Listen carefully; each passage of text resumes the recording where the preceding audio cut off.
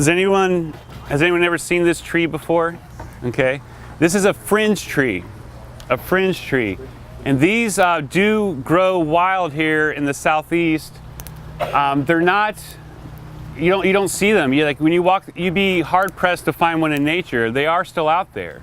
I was reading a book, and when the Spanish explorers first came over, the monks who were traveling with the soldiers were really impressed with these trees, and they thought that they were like some kind of like holy plant, because when they first saw them, they were growing under the giant oak hammocks as an understory tree. Okay, so you have like these 300, 500, 700 year old oak trees, and then underneath them were these giant fringe trees, which maybe 10 to 15 feet tall. But the thing that really struck me that was cool, the imagery, was this Spanish monk wrote back to the king that there were these trees that glowed in the forest. And what he was describing is, when you walk through the forest and the beads of light come through the trees and through the Spanish moss, they hit these white flowers and it looked like they were glowing. Like he thought they were self-illuminating, But they have been a really nice focal point in the garden. If you drive out in the countryside, you'll see a lot of rural communities use the fringe trees as focal points in the garden. But they'll grow as big as the ligustrum behind us, about that size when they're full grown. That tree right there with the multiple branches. So they'll grow to about that size when they're full grown. They're not the fastest of growers, but you can clean up the lower branches and focus the energy to the top of the tree to create a nice canopy on top. You could even single out one or two trunks if you wanted a single trunk look instead of a multi-trunk look. But what's nice is they begin to flower before the leaves emerge. And then by the time it's fully leafed out, then the flowers are starting to drop. So you have the bare bones of the branches and the limbs with the white flowers all over before the leaves even begin to pop out. And then they'll last for over a month or so, sometimes more. The older the tree is, the longer the flowers stay on it. But you can get probably a couple months of these pure white flowers in the spring. A really cool tree, and it's called the fringe tree. So we don't have a lot of really showy flowering trees that are native to Florida, to Northeast Florida. Yes. Boy, that right there, is that good for butterflies and stuff, the nectar of the flowers? Yeah. So all flowering plants are beneficial to the pollinators. All flowering plants. Okay. So when people ask me what are the best plants for butterflies, there are some plants that attract butterflies more so. I don't think this one particularly to butterflies, for example, although I will talk about a few that do attract butterflies. But the native pollinators rely on what most people call weeds. Okay. So I was fortunate to live in an old neighborhood that did not have an HOA. And the people who had lived there before me had done nothing. So I basically had an evergreen lawn, which was like 10 to 20% St. Augustine and like 80 to 90% wildflowers, okay? But what was interesting about that is, number one, it was always green because the weeds are green no matter what, right? And so I just mowed over them and I had this nice green lawn. But what was fun was in the springtime, I let all the wildflowers bloom and then I let them go to seed first. So it looked really weedy for a while. But by doing that, I ensured that the seeds would drop and that all the pollinators would have something to feed off of. So what was the most exciting part for me was that I got to see about 12 to 14 different types of bees that I never knew existed, because each one of those insects has a very specific relationship with specific wildflowers that occur here. But if we have a perfect lawn, you'll never even know they exist. I mean, I saw a bumblebee that's probably over 2 inches long. It was really wild. I still don't know the name of it. And then bees that were like, just a few centimeters. Black and white bees, purple bees, blue bees, like metallic. I mean, they were crazy, all kinds, and they were constantly all throughout the yard. It was like a super highway of these little like flying insects. It was really amazing. So sometimes I just sit out there and then all around me was all these crazy bees. And I never got stung once. But the point is that our insects have relationships with the plants that are wild and that are native here. So any of your native flowering shrubs, so like this one here, the Walters the Walters viburnum, this one's done most of its blooming already. There's a few little white flowers here, but a very, very small flower. And so the insects that are going to be attracted to it are probably pretty small, okay? So the bigger the flower is, more likely the bigger the insect's going to be that's going to pollinate it. But these are covered in like just a couple centimeters, if that, just covered in white flowers. And I'm sure the bees that pollinate them are very, very, very, very small. But they rely on them. And so the more development that happens, the more that we remove all these native plants, the less likely that these species of pollinators are going to thrive in our community. Luckily, Jacksonville has preserved a lot of native and a lot of wild spaces here, so we do have a lot of really good pockets around town that our pollinators can enjoy. Now, as far as the butterflies and the hummingbirds, they do have a lot of native plants that they feed off of. One of them is the bignonia vine, which is known as trumpet vine. These started blooming a week or two ago. They persist off and on throughout the warm season. These vines grow wild in the woods here, covered in these trumpet-shaped flowers, which are really showy. And they grow so high into the tree line that a lot of times you don't see the pollinators because the flowers are like 30 feet up in the air. And sometimes you don't even notice the vine until they start dropping the flowers. So we have one that's growing up a tree over there. The flowers are usually at the top of the tree, and then I'll just see the flowers as they drop. But the hummingbirds and the butterflies would be up there. But you can train these on a fence or a trellis. They're pretty much evergreen, covered in these beautiful reddish-orange flowers. And so the deep throats, the hummingbirds can get into and feed off of those. And then also some of the butterflies will feed off of these as well. But anything that flowers will attract the beneficial pollinators. Yes, ma'am. This one's called, we call it crossvine. Sometimes they call it a trumpet vine. The scientific name is bignonia, B-I-G-N-O-N-I-A. How much sun does it? Well, it doesn't require a lot of sun, although if you got it started in a full sun position, which here in Florida, full sun is only about 4 hours. Okay, so some of you who have transplanted from the north, you might remember temperatures that are up in the 90s up in the north, okay? Well, 90s in the north is a little different because we have to remember too that some of us, like for my case, I'm 1,000 miles closer to the equator now, okay? So a lot of times we're like, oh yeah, it was hot up in New York or New Jersey or Indiana or Michigan, but it's a little different when the closer you are to the equator. So the Walters viburnum can be used as a hedge. It's a slow grower, which is nice, slow to moderate growth. So it's easy to keep whatever shape and size you want. Another good hedge plant would be this one here. And this is the Florida anise. So a lot of us know the plants, or some of us may be hearing about plants like the ligustrums and the viburnums.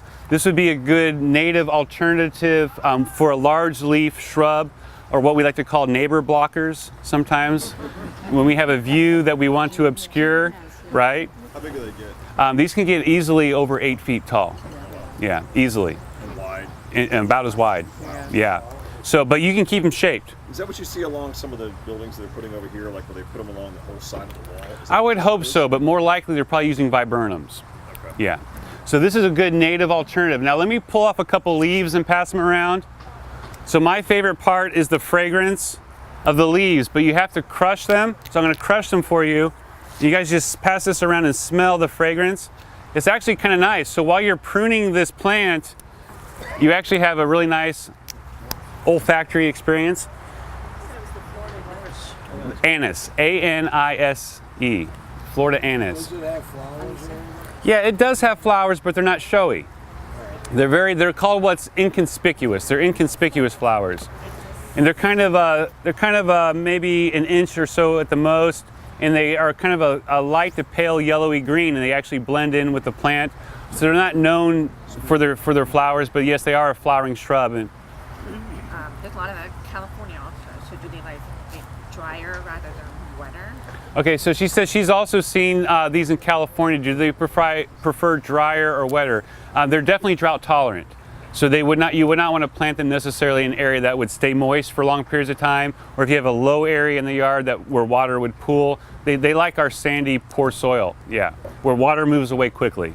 And that's going to be true for a lot of your native plants. So when you hear the term drought tolerant, I'll explain kind of what that means. It means that these plants have grown in poor soil, okay? So even though we have a lot of rainfall here, most of our soil, the water moves through very quickly, okay? There are exceptions to that depending on which side of town you live on. So the root systems, if they're staying wet for long periods of time, they rot very easily, okay? So a drought-tolerant plant does not want to stay wet. That is its one weakness, okay? So in the sunny parts of the yard or the places where you have a hard time growing anything else, that's where your natives are gonna thrive more than likely, okay? Those hot, scorching, sugar sand, poor soil conditions, blazing hot sun, that's where our drought-tolerant plants are gonna thrive. So you're gonna see some grasses over here too. These two are considered Florida friendly. So the taller one in the back is the white fountain grass, and the one in front of it is the muley grass. The muley grass is the one that you see in the fall with the pinkish purple plumes, okay? Both these grasses you'll see planted out at the beaches area, in the medians, where no one takes care of them, and they look fantastic. If you see a plant in the median anywhere that looks fantastic, it's got to be easy to grow, okay? So the only maintenance you have to do with any of your grasses is once a year to keep the last year's growth, which turns brown, from blending in with the green, is that you just cut it down to the ground once a year. That's your maintenance. And then it grows right back up to full size before spring's over, usually before summertime. Yes. When do you do that? Usually a couple weeks ago. Yeah. Yeah. Yeah, so at the end of winter, beginning of spring, you just cut it down, just leave a few inches of nubs, they come right back up. If you want to put a little compost down or something like that, some of that command product, some of that, and then when it rains or when you water, some of those nutrients will speed up that comeback process for the grasses. But the nice thing about the grasses is they're extremely drought tolerant. I've lived at the beaches for many years. There used to be a car dealership, a Chevrolet dealership on Beach Boulevard, and it went out of business. Well, it was many years before they redeveloped it and put condos in, but the white fountain grasses were there much longer than the business was, and nobody was taking care of them. And I remember driving by every day, and those white fountain grasses looked fantastic, even though the dealership was derelict for years. No one was watering them, no one was taking care of them. They had even reseeded a few times, and I saw them growing out of the cracks in the sidewalk around where the dealership was. So the grasses are very resilient. They also kind of lend to that Florida look, okay? The grasses mixed with some of the native palm trees, even going into thinking about using like agaves and aloe plants, very Florida friendly, very low impact, very low water needs. You were mentioning butterflies and hummingbirds. The aloe plants, all the aloes attract not only hummingbirds and butterflies when they bloom. You'll see I have a bunch of soap aloes planted out here in the front. You might want to check those out before you go. If you have enough of those aloes planted, they're blooming all year round because they all kind of bloom at different times, each individual. And they have a really tall, thick stalk that the flowers come off of. So what's cool is that I noticed for the first time, it was just last year, that some of our native birds that are not hummingbirds also feed off the nectar. Because that stalk is so rigid, they'll actually perch onto the stalk and drink out of the little tubular flowers. So I saw wrens, titmice, chickadees, the Carolina wren, the sparrows, feeding off of the nectar and the aloes. So you can actually attract birds with the aloe plants as well. The nice thing about the aloes is you can grow them in the extreme full sun, and they can even grow in the shade. I think they look even nicer in the shade because they're darker in color, where they get a little more bleached out and a little more bronzy in the full sun, which is fine. But you can grow them in any condition. The only thing they wouldn't like is areas that are mucky or stay wet. So I didn't bring a lot of the agaves and aloes, but the agaves and aloes are nice ways to have really interesting architectural focal points in the garden. And literally you put them in the ground and do nothing. I mean, these are like desert plants, or they come from areas that get no care. I mean, there's just, you literally plant them and then you're done. That's just about it. This is a plant that is threatened. I don't think it's officially on the threatened list, but this is usually the first plant to go when a neighborhood's being developed. This is our native saw palmetto. If you've ever walked through Hanna Park, has everyone been to Hanna already? Okay, you need to get to Hanna, buddy. So Hanna Park is a bit of a gem.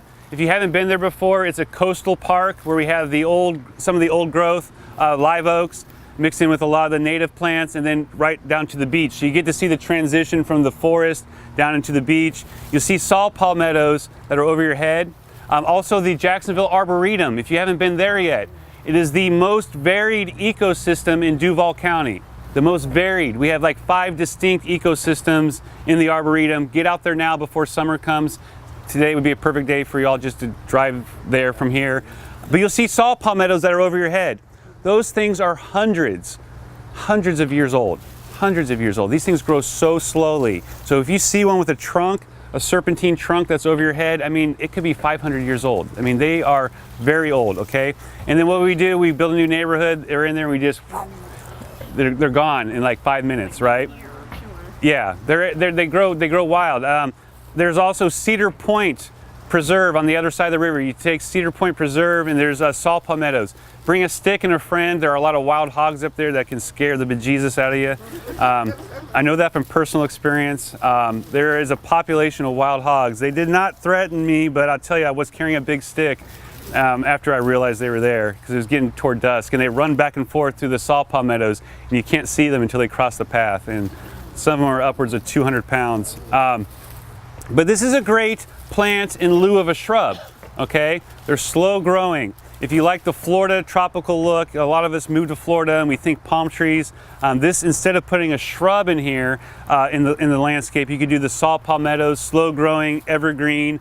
You get the use of a shrub without all the trimming and pruning and shaping that comes along with shrubs sometimes. But a nice evergreen, Florida native. They do flower, so our palm trees flower. So our native sables, okay, they flower. Honeybees, you've heard of palmetto honey? Our sable palms right above your heads here. When they flower, the honeybees are all over them. Honeybees love the flowers of palm trees. We have several palm trees out here, 7 varieties, so whether they're native or not, when they make their flowers, the honeybees go crazy for the pollen and for the nectar that the palm trees provide. So there are a lot of pollinators that rely on our palm trees as well. So planting palm trees in the landscape is crucial for a healthy ecosystem. And then this is a holly called the Schilling's holly. So this is what's called a cultivar, or a cultivated variety. So at some point we found a very dense version of the Yopon, and so Alex vomitoria actually.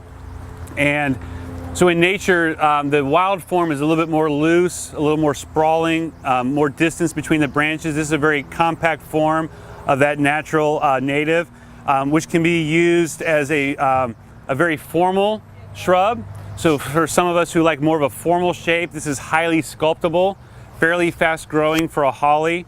The new growth is kind of like a rosy reddish color. So when you have the new growth coming out, it's just covered in red, which is really pretty.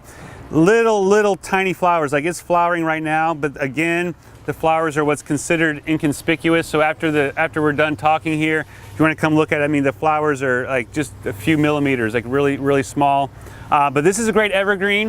You can use it as a hedge. You can use it as a singular specimen. You can turn them into whatever shape you want. If you want to make a Mickey Mouse or a Donald Duck or something out of it, you could do that.